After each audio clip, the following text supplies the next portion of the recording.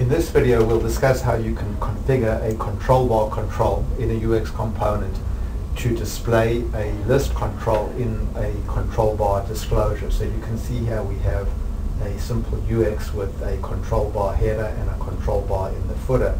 And in the footer we have a button, and when we click this button we'd like to display a disclosure in the control bar that contains a list control. So there's our list control, and then when we click on a row in the list, basically the disclosure will close. So let's go now and see what we did behind the scenes. So first of all, you can see here that this UX component has an injectable container that contains the list. So the actual list that we'd like to display is called list 1 over here. It's inside this injectable container, and we've set the fill container property to true. Then let's go to the actual control bar that displays the disclosure. So you can see that in the control bar we have an item that is a disclosure button, and that the disclosure type that we've chosen is extend elements. So there are various disclosure types that you can choose, and they all control where the disclosure is displayed. Then when we press this disclosure button, the actual disclosure that we'd like to display is over here called disclosure button 1. So we'll go take a look at the definition of disclosure button 1 next. And then we basically specify that the animation when the disclosure is shown should take 400 milliseconds.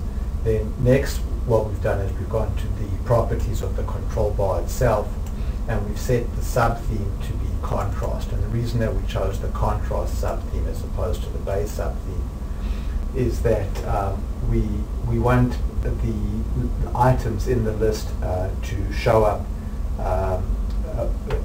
without having to click on them, because normally the items in the list wouldn't show up because the list background would be the same color as the list text would be the same color as the list background, and you'd have to actually click on a row in the list to actually show it. So by choosing contrast as the sub-theme for the control bar, we're going to circumvent that problem.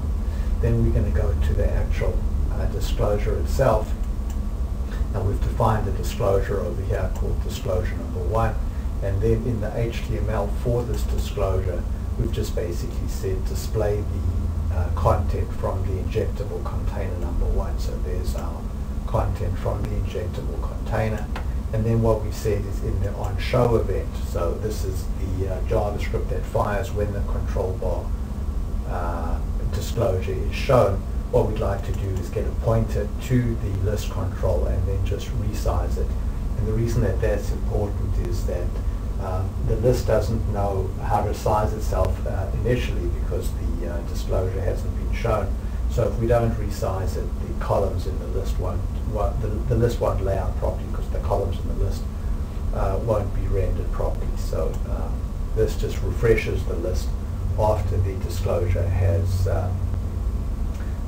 shown. And then so finally we have our control bar layout where we have our disclosure button in the after section of the control bar. So let's go ahead now, and when we run the component and we tap on the button, the control bar goes, the disclosure is shown, and then if we tap on a row, the disclosure is closed. And the reason that the disclosure is closed is we've gone to the list itself and we've gone to the list events, and in the onSelect event we've gotten a pointer to the control bar, and then we've called the hide disclosure method.